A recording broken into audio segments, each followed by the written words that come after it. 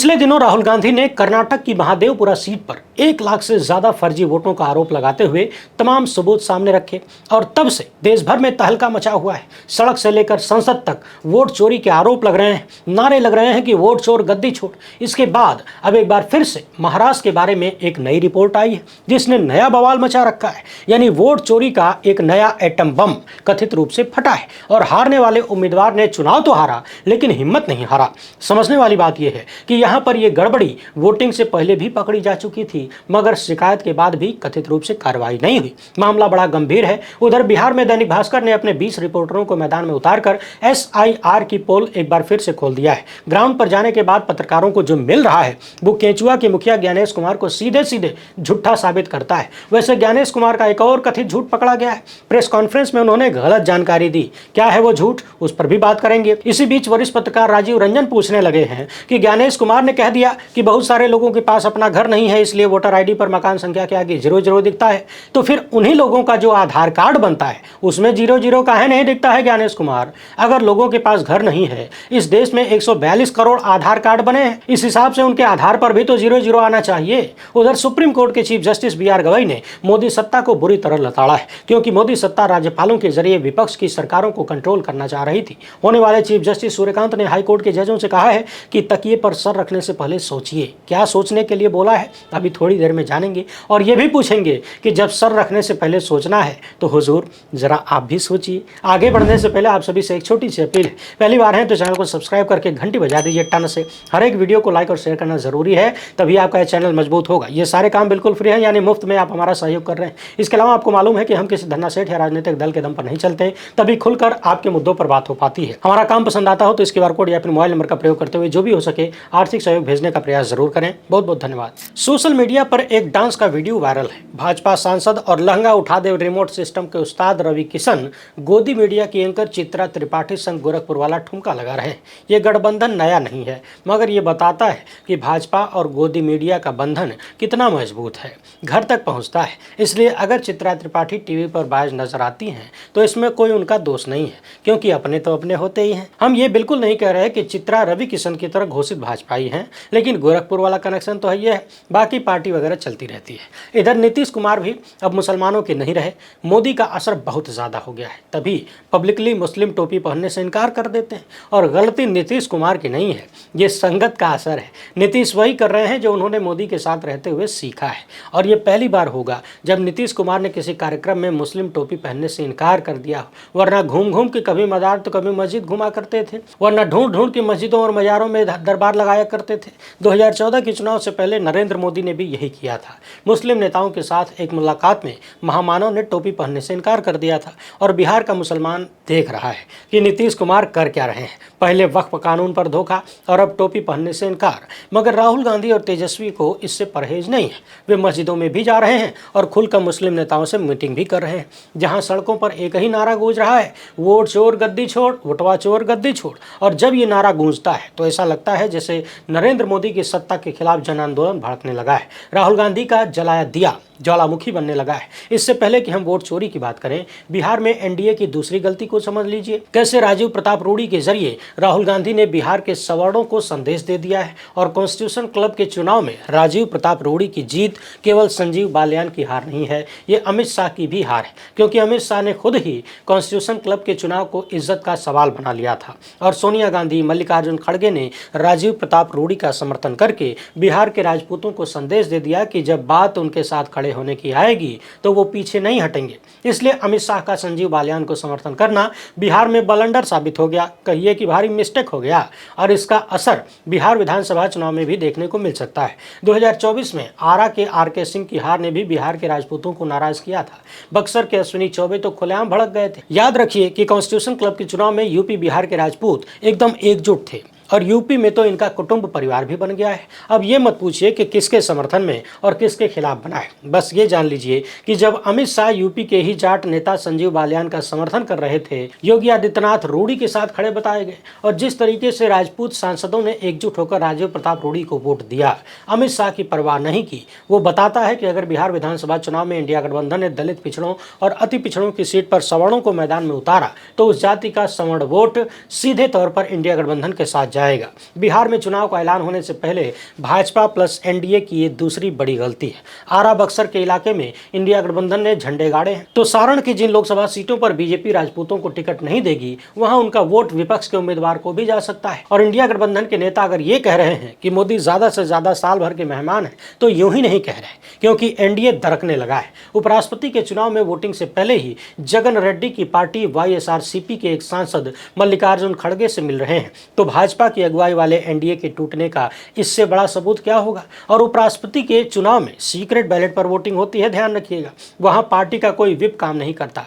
और कांग्रेस कह रही है कि चंद्रबाबू नायडू और जगन मोहन रेड्डी को इंडिया गठबंधन के उम्मीदवार सुदर्शन रेड्डी का समर्थन करना ही चाहिए। मगर बिहार में राहुल तेजस्वी के हौसले इसलिए भी बुलंद हैं क्योंकि जनता अब खुद बोलने लगी है, वोट चोर गद्दी छोड़। बिहार की सड़कों पर गूंज रहा है, और जब महामानव संसद में एंट्री ले रहे हैं तब संसद में भी वोट चोर गद्दी छोड़ का नारा गूंज रहा है। अमित शाह को विपक्षी सांसद खुलेआम उनके मुंह पे तड़ीपार बुला रहे हैं और कह रहे हैं तड़ीपार गो बैक, और ओम बिड़ला चाहकर भी कुछ कर नहीं पा रहे। इसलिए जब संसद सत्र की समाप्ति के बाद बिड़ला के साथ महामानव ने मीटिंग की तो सबके चेहरे पर 12 बजा हुआ था, क्योंकि वोट चोरी का मुद्दा अब थमने वाला नहीं है। महामानव न विपक्ष को रोक पा रहे हैं और न ही जनता का मुंह बंद करवा पा रहे हैं। परसेप्शन की लड़ाई में लगातार मात खा रहे हैं, और सिर्फ बिहार ही नहीं, अब महाराष्ट्र से भी वोट चोरी के ताजा सबूत आने लगे। फ्रंटलाइन मैगजीन ने अपनी एक रिपोर्ट में एक जबरदस्त खुलासा किया है, और इस खुलासे ने महाराष्ट्र विधानसभा में धांधली के आरोपों पर मुहर लगा दी है। बावजूद इसके कि देवेंद्र फडणवीस हर आरोप को नकारते रहते हैं, मगर सच्चाई धरती फाड़ के निकल जाती है, क्योंकि 2024 के लोकसभा चुनाव में बीजेपी की अगुवाई वाले गठबंधन को महाराष्ट्र में करारी हार मिली थी। इंडिया गठबंधन ने 30 सीटें जीती, जबकि महायुति को सिर्फ 17 सीटें मिली थी। सबको लगता था कि इंडिया गठबंधन ही विधानसभा चुनाव जीतेगा, मगर नवंबर 2024 में विधानसभा चुनाव में बीजेपी गठबंधन जीत गया। तब से ये सवाल उठ रहा है कि आखिर ये कमाल हुआ कैसे, ये जादू किसने किया। और इस सवाल का जवाब पनवेल से मिला है। आरोप वोट चोरी का है, क्योंकि पनवेल से 2 मुख्य उम्मीदवार थे, बीजेपी के प्रशांत ठाकुर और इंडिया गठबंधन के बालाराम पाटिल। लोकसभा चुनाव में बीजेपी की हार के बाद वोटर लिस्ट में बड़े पैमाने पर फर्जी वोटरों की अफवाहें थी। बालाराम पाटिल ने इसे गंभीरता से लिया और जांच शुरू की, और तब पता चला कि वोटर लिस्ट में 85,000 से ज्यादा डुप्लीकेट वोटर थे। पनवेल, उरण, एरोली और बेलापुर की वोटर लिस्ट में कुल 85,211 वोटर 2 या उससे ज्यादा बार रजिस्टर्ड थे। सिर्फ पनवेल में ही 25,855 डुप्लीकेट नाम थे। कुछ वोटर 2, 3 या 4 बार तक रजिस्टर्ड थे। उरण में 27,275 डुप्लीकेट नाम थे। एरोली में 16,096 डुप्लीकेट नाम थे, और एक ही व्यक्ति के कई ईपीआईसी कार्ड थे, नंबर थे। पनवेल और बेलापुर में 15,397 वोटर ऐसे थे जो दोनों सीट पर रजिस्टर्ड थे। 588 वोटर ऐसे थे जिनका नाम, पता और डिटेल सब कुछ फर्जी था। इस फर्जीवाड़े के डिटेल के साथ बालाराम पाटिल ने सब डिविजनल ऑफिसर यानी एसडीओ, जो रिटर्निंग अफसर भी थे, उनसे संपर्क किया, लेकिन एसडीओ ने कोई कार्रवाई नहीं की। फिर पाटिल 26 सितंबर 2024 को बॉम्बे हाईकोर्ट पहुंचे। हाईकोर्ट ने एसडीओ को 2 हफ्ते में फैसला लेने को कहा, लेकिन तब तक 20 नवंबर 2025 की तारीख आ गई। उसी दिन वोटिंग होनी थी, और वोटर लिस्ट में कोई सुधार नहीं हुआ। फर्जी वोट जस के तस रहे। 23 नवंबर को नतीजे आए, प्रशांत ठाकुर जीत गए, बालाराम पाटिल सब कुछ जानते हुए भी हार गए। मगर पाटिल ने हिम्मत नहीं हारी। उन्होंने अपनी टीम के साथ पनवेल के 574 बूथों में से 490 की जांच की। बावजूद इसके कि उन्हें वोटर लिस्ट की कॉपी या सरकारी अधिकारियों द्वारा इस्तेमाल की गई मार्क्ड लिस्ट भी नहीं मिली, फिर भी इनकी पड़ताल ने वोट चोरी का काला चिट्टा खोल दिया। विधानसभा चुनाव में 11,628 वोट 2 या इससे ज्यादा बार डाले गए। ये सिर्फ 490 बूथों का आंकड़ा है। अगर 574 बूथों की जांच होती तो आंकड़ा और बड़ा हो सकता था। अब सवाल यह है कि इतना फर्जीवाड़ा पकड़े जाने के बाद केंचुआ ने क्या किया, क्योंकि पनवेल मुंबई मेट्रोपॉलिटन क्षेत्र का हिस्सा है और 65% आबादी शहरी है, और पनवेल में ऐसा फर्जीवाड़ा हो सकता है तो बाकी जगहों पर क्या क्या हुआ होगा। ये तो पूरी चुनावी प्रक्रिया को ही ठेंगा दिखाने का मामला है। जून 2025 में बालाराम पाटिल ने महाराष्ट्र के मुख्य निर्वाचन अधिकारी और भारत के मुख्य चुनाव आयुक्त को पत्र लिखा, लेकिन आज तक केंचुआ ने कोई जवाब नहीं दिया। सवाल यह है कि क्या ये सब बीजेपी को जिताने की साजिश थी, और क्यों हाईकोर्ट के आदेश के बावजूद वोटर लिस्ट ठीक नहीं हुई। महाराष्ट्र में चुनाव हो चुका है, मगर बिहार में चुनाव होने वाला है। पाटिल की शिकायत के बावजूद कोई कार्रवाई नहीं हुई, और बिहार में महाराष्ट्र की कहानी दोहराने की तैयारी नजर आती है। सवाल यह है कि 8 दिन बाद जब बिहार की वोटर लिस्ट आएगी तो क्या वो बिल्कुल शुद्ध होगी, उसमें कोई फर्जीवाड़ा नहीं होगा, डुप्लीकेट और फर्जी वोटर नहीं होंगे, क्योंकि दैनिक भास्कर की रिपोर्ट बता रही है कि सच्चाई कुछ और है। भास्कर की 20 रिपोर्टरों की टीम ने 3 दिनों तक बिहार के 38 जिलों के 200 से ज्यादा बूथों पर पड़ताल की और जो खुलासा हुआ वो रोंगटे खड़े कर देने वाला है। बगहा, बांका, बेतिया, मधेपुरा, बख्तियारपुर, वैशाली और पटना में 18 लोग ऐसे मिले जिन्हें वोटर लिस्ट में मृत बताया गया है, लेकिन वो जिंदा है। चाहे वो बांका जिले के बंधुडी गांव की रेखा देवी हों या रामनगर विधानसभा की बबीता देवी हों। याद रखिएगा, सुप्रीम कोर्ट ने कहा था कि 15 लोगों को पकड़ के लाइए जो जिंदा हों और उन्हें मृत बताकर नाम काट दिया गया हो। और यहाँ संख्या देखिए कितने लोग ऐसे मिल रहे हैं। बबीता देवी ने रोते हुए कहा कि मेरे परिवार के 3 लोगों, पति गरीब राम, बेटे जनक राम 29 साल और छोटे बेटे अमरेश कुमार को मृत घोषित कर दिया गया है। बबीता का दर्द सिर्फ उनका नहीं है बल्कि उन हजारों लोगों का है जिनका वोट छीना जा चुका है। गरीब राम ने कहा कि सरकार जीते जागते इंसान को मार दे रही है। 78 साल के नथुनी राम ने कहा कि लोकसभा चुनाव में भी वोट दिया था लेकिन अब कागज में मरा हुआ दिखाकर मेरा वोट का अधिकार छीन लिया। ललन राम ने कहा कि मेरी पत्नी पार्वती देवी मेरे सामने बैठी है लेकिन वोटर लिस्ट में इनको मार दिया गया है। ललन राम के पड़ोस में 7 लोगों का नाम काटा गया है। अब सवाल यह है कि ये कैसे हो गया। ज्ञानेश कुमार को बताना चाहिए। बगहा के वीडियो अजीत कुमार ने इसे तकनीकी गड़बड़ी बताया और कहा कि मामले की रिपोर्ट जिला निर्वाचन पदाधिकारी को भेजी जाएगी, मगर फाइनल वोटर लिस्ट में अब बहुत कम समय बचा है और जब इतने बड़े पैमाने पर जिंदा लोगों को मृत बताया जा रहा है तो क्या ये सिर्फ गड़बड़ी है या वोट छीनने की साजिश है। बावजूद इसके चुनाव आयोग कह रहा है कि किसी राजनीतिक पार्टी ने ड्राफ्ट वोटर लिस्ट को लेकर कोई शिकायत नहीं दर्ज कराई है। माले के राज्य सचिव कुणाल ने कहा कि चुनाव आयोग पूरी तरह से झूठ बोल रहा है और 21 अगस्त का उनका बुलेटिन भ्रामक है जिसमें केंचुआ ने कहा है कि किसी राजनीतिक दल ने कोई आपत्ति दर्ज नहीं कराई। माले के नेता का दावा है कि उनकी पार्टी ने कई स्तरों पर आपत्तियां दर्ज कराई हैं। कुणाल ने दैनिक भास्कर से कहा कि 20 अगस्त 2025 को माले ने अधिकृत बीएलए विश्वकर्मा पासवान आरा विधानसभा 194 बूथ संख्या 100 ने बाकायदा शपथ पत्र सहित फॉर्म 6 बीएलओ को सौंपा था। ये आपत्ति मिंटू पासवान जिनका एपिक नंबर फला फला है और मुन्ना पासवान जिनका एपिक नंबर फला फला है उन्होंने दर्ज कराई थी। उनके पास शिकायत की रिसीविंग कॉपी भी मौजूद है। इसके बावजूद चुनाव आयोग ने 21 अगस्त के बुलेटिन में शिकायत के मामले में माले के कॉलम में शून्य दर्ज किया है और कहा कि किसी राजनीतिक दल ने कोई आपत्ति दर्ज नहीं कराई। माले ने कहा कि इस मामले में मिंटू पासवान खुद सुप्रीम कोर्ट तक पहुंचे थे। उन्होंने बिहार चुनाव कार्यालय में भी अपनी उपस्थिति दर्ज कराई थी। वहां आश्वासन दिया गया कि भोजपुर जिले में उनकी आपत्ति स्वीकार कर ली जाएगी, लेकिन अब तक ऐसा हुआ नहीं। माले के सचिव कुणाल का सवाल है कि निर्धारित फॉर्म और शपथ पत्र जमा करने के बावजूद चुनाव आयोग आपत्तियों को शून्य क्यों दिखा रहा है। आखिर चुनाव आयोग चाहता क्या है? क्या वो ये जताना चाहता है कि ड्राफ्ट वोटर लिस्ट एकदम ठीक ठाक है, उसमें कहीं कोई गड़बड़ी नहीं है और राजनीतिक दलों ने भी कोई आपत्ति नहीं जताई है? इसलिए ज्ञानेश कुमार से वो सवाल पूछा जाना चाहिए जो सुप्रीम कोर्ट के जज जस्टिस सूर्यकांत हाईकोर्ट के जजों से पूछ रहे हैं। Chief justice BR Gavai Modi सत्ता से पूछ रहे हैं, क्योंकि संविधान ने राज्यपाल को राज्यों का संरक्षक बनाया है। लेकिन आज की सच्चाई यह है कि तमिलनाडु, पंजाब और केरल जैसे राज्यों में गवर्नर साहब विधेयकों को तशरीफ के नीचे दबा के बैठ जाते हैं। तमिलनाडु में तो हद हो गई, जब राज्यपाल के यहाँ लगभग 4 साल से स्टालिन सरकार के विधेयक धूल फांक रहे थे, न कोई जवाब न कोई कारण। ये बिल कोई मामूली कागज नहीं थे, शिक्षा, स्वास्थ्य और सामाजिक कल्याण जैसे मुद्दों से जुड़े थे जिनका सीधा असर जनता पर पड़ता है। लेकिन गवर्नर साहब को क्या है, वो तो महामानव की कठपुतली बनकर विधानसभाओं को ठेंगा दिखाते रहते हैं। चीफ जस्टिस BR गवई ने 21 अगस्त 2025 को 5 जजों की प्रेसिडेंशियल रेफरेंस बेंच में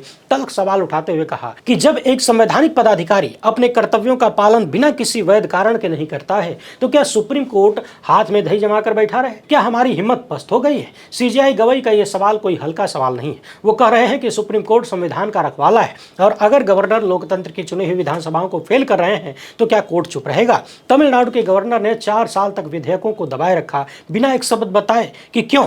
क्या यह संविधान का अपमान नहीं है? और क्या सुप्रीम कोर्ट का काम सिर्फ तमाशा देखना है? मगर सॉलिसिटर जनरल तुषार मेहता ने मोदी सत्ता की ओर से जो जवाब दिया उसे सुनकर हंसी भी आती है, नाराजगी भी और शर्म भी। मेहता साहब ने कहा कि सुप्रीम कोर्ट ने 8 अप्रैल के फैसले में राज्यपाल और राष्ट्रपति जैसे संवैधानिक पदों पर समय सीमा थोपकर कानून बनाने के क्षेत्र में दखल दिया है। ये मामला राजनीतिक क्षेत्र में सुलझना चाहिए, कोर्ट के आदेश से नहीं। अरे मेहता साहब, जब राज्यपाल विधेयक को सालों तक दबा के बैठे हों और जनता की चुनी हुई सरकारों को बंधक बना रहे हों तो ये कोई पंचायत का झगड़ा है जो खाप की चौपाल में आप सुलझा लेंगे? मेहता ने नेशनल जुडिशियल अपॉइंटमेंट्स कमीशन के फैसले का हवाला दिया, जिसमें कोर्ट ने कहा था कि विधायिका, कार्यपालिका और न्यायपालिका को अपनी सीमा में रहना चाहिए। सवाल यह है कि जब गवर्नर अपनी सीमा लांघकर चुनी हुई सरकारों को दिव्यांग बना रहे हों तो कोर्ट क्या खामोश रहेगी? मेहता ने तर्क दिया कि हर समस्या का हल कोर्ट नहीं दे सकता। सुनने में तो अच्छा लगता है, लेकिन हकीकत में ये जिम्मेदारी से भागने जैसा है। इस पर सीजेआई गवई ने मेहता को तगड़ा वाला जवाब दे दिया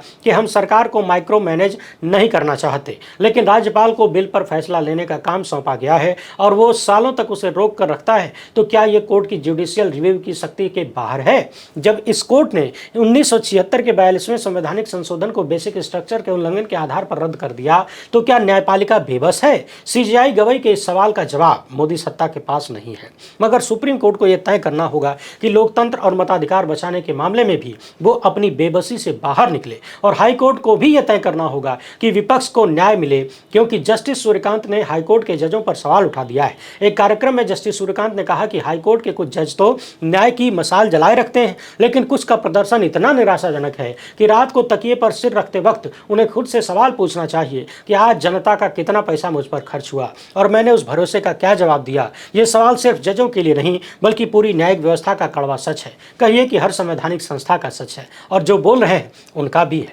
मगर मिलाड को ऐसा क्यों कहना पड़ा? दरअसल ये बात यूं ही नहीं निकली है। देश भर की अदालतों में करीब 4.5 करोड़ मामले लंबित हैं। हाईकोर्ट में ही लाखों केस सालों से धूल खा रहे हैं। उत्तराखंड हाईकोर्ट में 18,000 से ज्यादा और जिला स्तर पर 1,60,000 से ज्यादा केस पेंडिंग है। ये सिर्फ 5 लोकसभा सीट वाले उत्तराखंड की न्यायपालिका का हाल है। सोचिए 80 सीटों वाले यूपी का हाल क्या होगा। और ये आंकड़े पूछ रहे हैं कि आखिर जज साहब लोग करते क्या है? क्या सिर्फ तारीख पे तारीख देना ही उनका काम रह गया है? जस्टिस सूर्यकांत ने कहा कि केस का बार बार टलना समय की बर्बादी नहीं, बल्कि गरीबों के लिए न्याय से वंचित होने का टिकट है। क्या जजों को नहीं दिखता कि हर तारीख के साथ एक आम आदमी की उम्मीद मर रही है? उन्होंने कहा कि न्याय अब सिर्फ उन लोगों के लिए है जो मोटी फीस वाले सीनियर वकीलों को हायर कर सकते हैं। तो सवाल यह है कि क्या हाई कोर्ट अब सिर्फ पैसे वालों की चौपाल बन गया है? जस्टिस सूर्यकांत ने कहा कि supreme court legal services committee ने 46,000 दोषियों की मदद की, जिन्हें विशेष अनुमति याचिका दायर करने में सहायता चाहिए थी, लेकिन हाई कोर्ट में ऐसी याचिकाएं समय पर क्यों नहीं निपटती हैं? क्या जजों को नहीं दिखता कि जेल में बंद लोग भी सिर्फ एक सुनवाई का इंतजार कर रहे हैं? और जब मिलाड दूसरों को लताड़ रहे थे तो सवाल उठता है कि खुद क्या कर रहे हैं? चुनाव आयुक्तों की नियुक्ति वाले मामले में इन्होंने सुनवाई क्यों टाली? क्यों होली का इंतजार किया? क्या वो खुद समय पर फैसला सुना रहे हैं या फिर खाली दूसरों को नसीहत दे रहे हैं? क्या उन्हें नहीं लगता कि बिहार एसआईआर मामले में जिस तरह से सुनवाई हुई है वो बिहार के गरीबों के साथ अन्याय है? क्या उन्हें नहीं लगता कि सुप्रीम कोर्ट जिस तरह उमर खालिद और गुलफिसा फातिमा के मामले पर चुप्पी साधे हुए है वो न्याय का मजाक है? क्या जस्टिस सूर्यकांत को ये नहीं दिखता कि चुनाव आयोग किस तरह न्यायपालिका की आंखों में धूल झोंक रहा है, जब उन्हीं की आंखों के सामने 3 साल बाद ईवीएम की रिकाउंटिंग में फैसला उल्टा जा रहा है? आखिर हाई कोर्ट के जज शेखर यादव के मामले में सुप्रीम कोर्ट ने क्या किया? जस्टिस वर्मा के मामले में न्यायपालिका क्यों घिरी हुई है? सवाल सिर्फ हाई कोर्ट का नहीं, सवाल पूरी न्यायपालिका का है। चुनावी डेटा के मामले में जब पंजाब और हरियाणा हाईकोर्ट के फैसले के खिलाफ कानून बदला गया तो सुप्रीम कोर्ट ने स्वतः संज्ञान क्यों नहीं लिया? कर्नल सूफिया कुरैशी के मामले में बीजेपी के नेता को खुली छूट कैसे मिल गई? क्योंकि महात्मा गांधी ने कहा था कि हम जो बदलाव लाना चाहते हैं पहले हमें उसे अपने भीतर उतारना चाहिए। वैसे आप इस बात से कितना सहमत हैं? कमेंट बॉक्स में अपनी राय जरूर रखें। पहली बार है तो चैनल को सब्सक्राइब कर लीजिएगा। हमसे जुड़ने के लिए बहुत बहुत धन्यवाद। जय हिंद।